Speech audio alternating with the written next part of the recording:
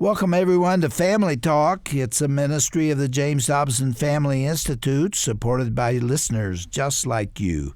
I'm Dr. James Dobson, and I'm thrilled that you've joined us.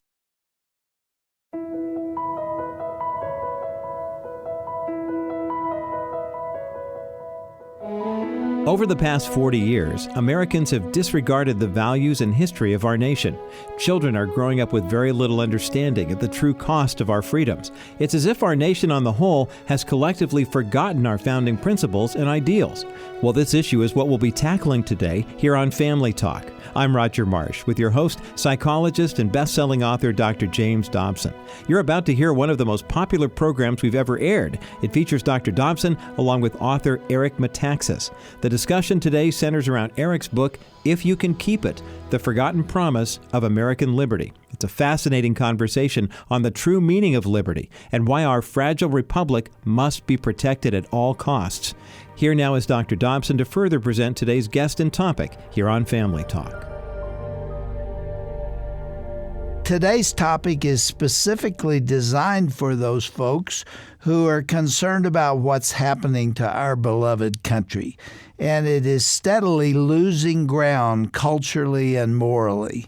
I am deeply honored to have as our guest today Mr. Eric Metaxas. He has been with us, I think, 6 times, and there are very few men or women whom I admire more. He's the author of the book Bonhoeffer. He's written other highly acclaimed works. His book is what we want to talk about today, and it's titled, If You Can Keep It, and we'll explain what that means in a minute. Eric, I'm so glad you came. It's always a pleasure. You're in demand all over the country, on television, on radio now, and yet you took the time to come be with us again. Oh, listen, you talk about being honored. I'm the one who's honored. Thrilled to be here. Just thrilled. Thank you for having me. The subtitle of your book reads, The Forgotten Promise of American Liberty. Is that really true? Have we forgotten to value? Question. There's no question. There is no question. I have to tell you, you're older than I am, so you don't realize that my generation and younger have really not been taught the basics. And when I say the basics, I mean the fundamentals without which you can hardly say you're an American. If America is an idea, we're not an ethnic group, we're an idea of self-government, an idea of ordered liberty. These are things that were passed on from generation to generation. People understood that these were not optional. Everyone had to understand this and buy into it. Otherwise, there is no America. Well, since I was a kid in the 60s and 70s, this has really not been passed on, certainly not been passed on in the universities. And so we have forgotten things that once you realize what you have forgotten, it's embarrassing. I was embarrassed because I've only learned these things in recent years to really understand these things. And so the title of the book, as you know, If You Can Keep It, those are the words from the lips of the great Benjamin Franklin. He was exiting the convention where they had just put together the Constitution, and I'll get into this later. But a woman said to him, Dr. Franklin, what have you given us, a monarchy or a republic? And now, to think that the average person was really wondering, what are they doing in that room? Mm-hmm. Because they were creating the government that has blessed us and millions beyond these shores for hundreds of years. So this woman says, what have you given us, a monarchy or republic? They really thought in that day monarchy as far as the eye could see. So they sort of assumed maybe they've figured out that we need some kind of a gentle monarchy. Well, Franklin looks at the woman and he says, these are famous words, he says, a republic, madam, if you can keep it. And those words, they're haunting because you realize we have not been keeping it, I would say, the last 40 years. Since the 60s and 70s, we have not been keeping the republic. We don't even think about what that means. And if it's like keeping a garden, we've let it go to seed. And I really believe we're in the last moments of having an opportunity to do what we must do. Otherwise, we will lose this great nation. Benjamin Franklin was acknowledging with that answer to the lady that liberty is fragile. Oh. It's not the natural state of mankind. You're giving my speech. You see, you know this better than I do, and you've known this forever. But this is what I'm talking about wherever I go, is that unless you appreciate what you have, you cannot possibly be grateful for it, and you cannot possibly live out what you're meant to live out. What we have is utterly abnormal. It is a gift from God. And every gift from God, as we know, it's not meant to be squandered. It's not meant to be taken for granted. It's a sacred gift. And we have used this gift to bless the world for generations. In the last 40 or so years, we've forgotten what we have, and we have not understood what you just said, the incredible fragility of this exquisite thing. Was I right in saying that it had never been tried? Self-government had never been tried. I say that in the book, and I say that. I mean, here's the problem with being blessed, is that you're so blessed you take it for granted. You don't realize what it would be like not to have this. Especially when the schools never tell you. Well, that's the thing, is that for 40 or so years, we have utterly failed to pass this on. And I'm proof of it, because it's only in the last number of years that I have fully understood these things. Eric, do you really mean that? You did not know this till a few years ago? Well, I would say most of it I didn't know. I knew bits grew and up, pieces. I'm older than you. Yeah. I grew up in the public schools where this was hammered into us. But that's the point. It needs to be hammered into us, because this is extremely important. It's no different if you're going to fly a jet and somebody doesn't bother to tell you, what the controls do. I mean, what we have is the most extraordinary thing that's ever been created by man. It's an engine of liberty that not only has, I would say, miraculously lasted for over 2 centuries, but it has done what it was intended to do, is to spread liberty beyond our shores. There are nations all over the world today, because of the United States of America. They have various forms of liberty. They talk about religious freedom. They believe in the free market. This is because God used this nation, just as when he used Israel. And I'm not comparing us to Israel in that sense, but the point is, when God chooses you, it's to be a blessing beyond yourself, right? We are blessed to be a blessing. So around the world, people have benefited because we have been used by God to spread these ideas. And if we, who were chosen by God to have this blessing, to bless others beyond our shores, if we forget what we have, it's horrific. It's absolutely horrific, and we have definitely forgotten about this. Define what liberty really is and freedom. I mean, does that mean that you can do anything you want at any time? It's funny. I just posted something on Facebook. It's a hilarious thing from, what was that movie? I don't know if it was Easy Rider or some other movie with Peter Fonda. And somebody says to him, "And what would you like to do, young man?" He goes, "Well, we want to be free to do what we want." In other words, it's the classic 60s definition of freedom as license. It's wrong, right? Freedom is not freedom to do whatever you like. It's freedom to do what is right. And so the founders created this, I would say, almost miraculous thing in the Constitution. And I write in the book about the creation of the Constitution how many who were there themselves believed it was God's hand that allowed them to create this, because it was so difficult for the 13 colonies to figure it out. And Benjamin Franklin exhorted them to pray. Imagine Benjamin Franklin, we think of him as secular. He exhorted them to pray. So they come up with this thing that allows us to have freedom in the true sense of freedom. Freedom means that I am free to worship God as I see fit, that no one can tell me, no government will tell me what my conscience can tell me. No government will tell me whether to worship God, how to worship God. That's really at the heart of it, is to respect the dignity of human beings and to say that you have the freedom to choose. That's one idea. But then the idea of democracy, of self-government, not in the history of the world had this ever existed. People always talk about Greece, right? Greece invented democracy. Well, I'm Greek, and I'm the proudest Greek there is. All Greeks are proud of being Greek. But you cannot compare, and of course I write about this in the book, because you cannot compare the city-states of Greece, a few centuries before Christ. These were tiny city-states, and they didn't have anything that compares with our freedoms here and with our liberty and democracy. In 1776, you have a bunch of guys getting together and saying that we're going to take this idea of self-government to the extreme, and we're going to create an entire nation, not a little city-state, but an entire nation from Maine to Georgia, and the people will govern themselves. Now imagine if this had never been done in the history of the world, how did they think they could pull this off? The nutshell version is that they knew without God this was not possible. Every one of the founders, we're not just talking about a couple of religious founders, every one of the founders, Jefferson, Franklin, they all understood that without God, this will not, indeed cannot work. Now, that is our history. People don't need to like it, but they need to know it is true. Let me interrupt to ask you, why wouldn't the people of the world for millennia want freedom? Why is that such a strange concept? It's not that they didn't want freedom. It's that they didn't know how to pull it off. Since the beginning of time, people have been governed by others. That's just the way it's been. And basically, if somebody says, well, we'd like to change that, well, they'll overthrow their ruler if they have the power, and then they will govern, and then they will govern those beneath them. In other words, you're always going to have rulers. So the question is the ruler benevolent, or is it a despot and a tyrant? But the idea of people somehow being able to govern themselves, it was just a foreign concept. It had never existed in the history of the world. And so it's a number of things that come together that allowed the founders to see the possibility of this. But it is such a wild idea. We have to see the wildness of it.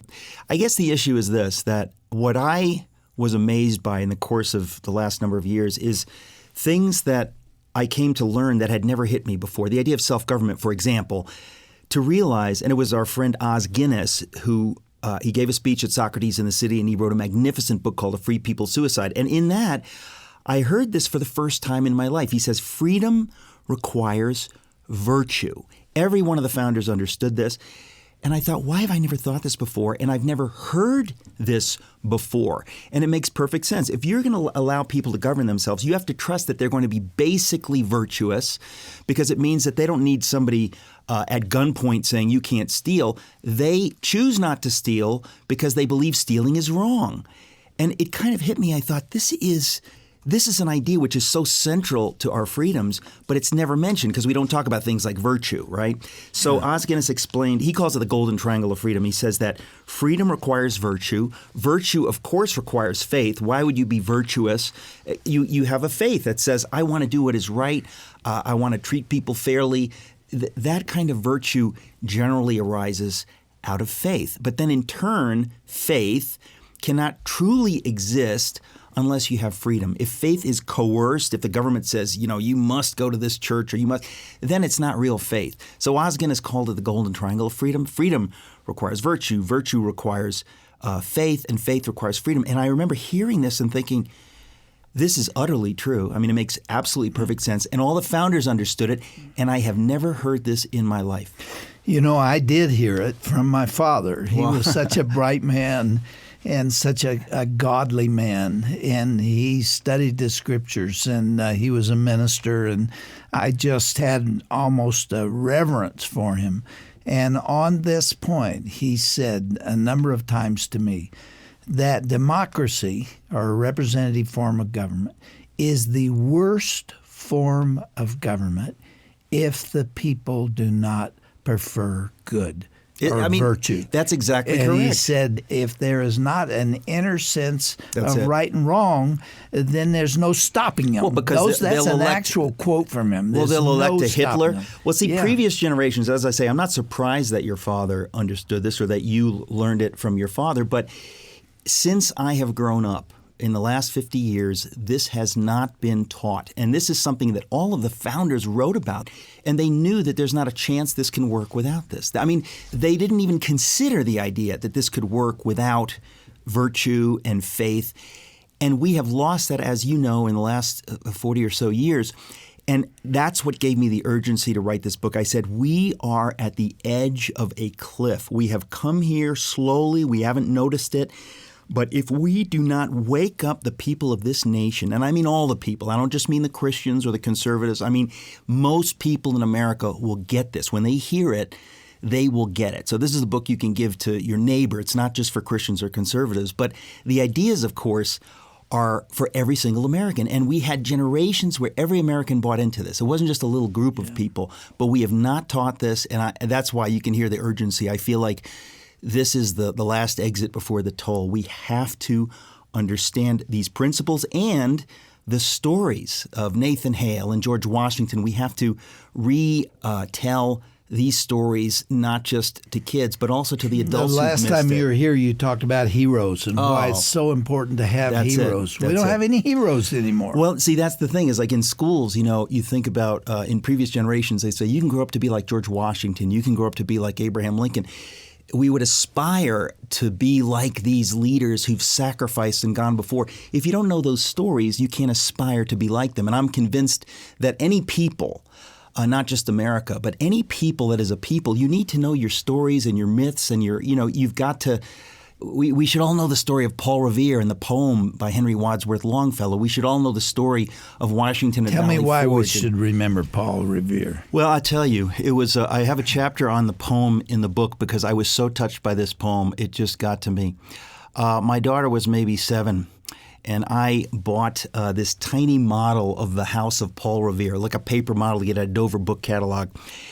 And I started thinking about Paul Revere and about that poem. We've all heard, "Listen, my children, and you shall hear." It's in the background. We've all sort of heard it. And I looked up the poem, and I read the poem, and I was so moved. I thought, how is it possible that I could live this long and this poem has passed me by? Because, you hear a word or a line or two, but the rest of it I didn't know. My daughter memorized it precociously at age 7 or 8. I memorized it with her. I had a tougher time. Let me start it. It was, "Listen, my children, and you shall hear of the midnight ride of Paul Revere." On the 18th of April in 75, hardly a man is now alive who remembers that famous day and year. It goes on and on. The lines are so beautiful, and it brought tears to my eyes. The patriotism, right near the end of the poem, and again, of course, I read about this in the book, but there's a line about a man asleep in his bed who at the bridge would be first to fall, felled by a British musket ball. And you realize that this is real. This happened. In 1860, when Henry Wadsworth Longfellow wrote this poem, there were men who were alive who remembered this. This was not a myth. And he brings you back, and that you're there and looking at the man sleeping in his bed, realizing that he's going to get up and he's going to go out to the bridge and he will die. And people died, and they lived for this idea of freedom, but we've completely forgotten about this. And now imagine if Longfellow was writing about this in 1860, he did it. And again, I write about this because I learned about this, that he did this specifically. He wrote this poem to wake up Americans in 1860, just as I'm trying to wake up Americans now. He said, we are facing the Civil War. He could see it coming, and he said, we need to remember what went before, what happened in 1775, and we need to. So the story of Paul Revere, he creates this myth. Of course, it's true. There are a couple of factual places where he played with it, but it's basically not significant. And it's this beautiful poem to rouse the patriotism in our hearts, But imagine if he needed to do that in 1860 to face what was coming, how much more do we need to do this today, to remember these stories so that we will understand what is at stake, and understand, by the way, that you and I and everyone listening, we have a role to play. We must step up and do what is necessary. We've got to fight just as the Patriots fought then, and I don't just mean with muskets, but I mean that we are the people, we are the government. And I really feel that Longfellow in his poem, he's trying to get people to say, you must be the people. You've got to step up now. We're facing a crisis, and I think today we're facing a crisis as every bit as real as the crisis we face at the Revolution or the crisis we face at the Civil War, that we could lose this entire nation forever unless people step up.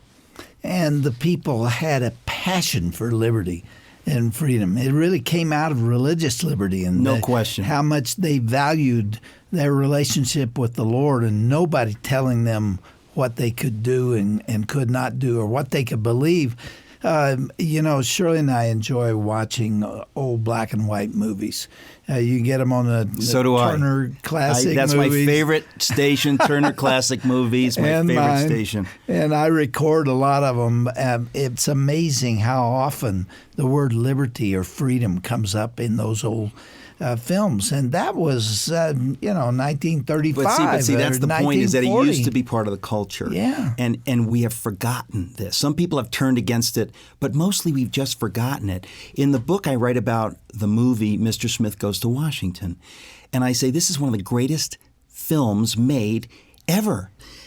Every American needs to watch that film. It is just so beautiful. Mm-hmm. And as you say, films used to touch on this stuff. The culture was in tune with these ideas.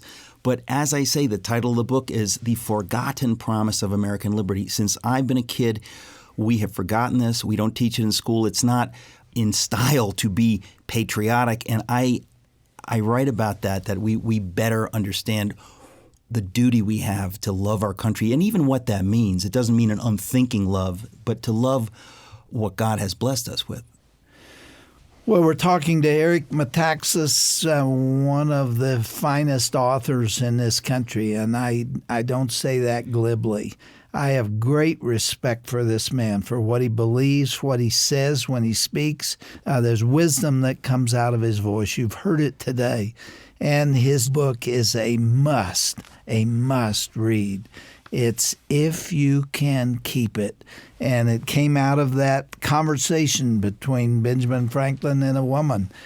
She asked him a question. Repeat it for those. She said, Dr. Franklin, what have you given us, a monarchy or a republic? And he said... And that was the moment when he was coming out of Constitution Hall. They had just created the Constitution, and everybody wants to know, what is it? What have you done in there? So she says, what have you given us, a monarchy or a republic? And he shot back, a republic, madam, if you can keep it. And he knew, and all of the founders knew, that this is so fragile, it is possible that people won't keep it. If they keep it, it will be glorious and it will be historic. And if they don't keep it, it will not work. It cannot work by itself. And from that time to this, more than 1 million men have died defending it. Well, I think 1.2 million. I just saw this figure. Well, in all of the wars down through the decades. And I would say that most of them knew what they were dying for. This was not just dying for my tribe. This is something that goes beyond our tribe. It's a beautiful, noble idea. It is meant for the world. It's not just meant for us. And it is sacred, because when God gives you something like this, you're blessed to be a blessing. We've been a blessing to the world, and we will cease to be a blessing to the world. And we are ceasing now to be a blessing to the world because we have forgotten this. So we need to remember it ASAP. Outstanding job. I do hope our listeners will get copies of this book and share it, pass it on. We're going to talk about it some more. Eric has offered to be with us for another day. So next time we're going to pick up right here. Eric, thank you for what you do, for your love for the Lord, for your love for the family, for your love for liberty. And that's what led you to write this book. Amen.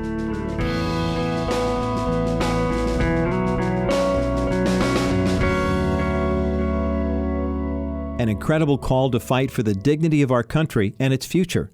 Learn more about Eric Metaxas' book, If You Can Keep It, by going to our broadcast page at drjamesdobson.org. While you're there, you'll also find information about his immensely popular radio program as well. So please visit drjamesdobson.org, then tap the broadcast button at the top of the page. Are you tired of missing our broadcasts while you're in the car or working around the home? Well, now there's an easy way to find Family Talk on the radio. Go to the broadcast menu at drjamesdobson.org and then click on the Family Talk radio stations button. Once you're there, you can see our brand new interactive map of our radio affiliates. Simply click on your home state to see when and where our program will be airing near you. Stop just spinning the dial randomly, hoping to find us. Go to drjamesdobson.org and take advantage of our Station Finder feature. I'm Roger Marsh. Thanks so much for listening today to our broadcast. Be sure to join us again tomorrow for part 2 of Dr. James Dobson's interview with author and radio personality Eric Metaxas. They'll continue discussing how morality, liberty, and law all work together in America. You won't want to miss that fascinating conversation coming up next time right here on Family Talk.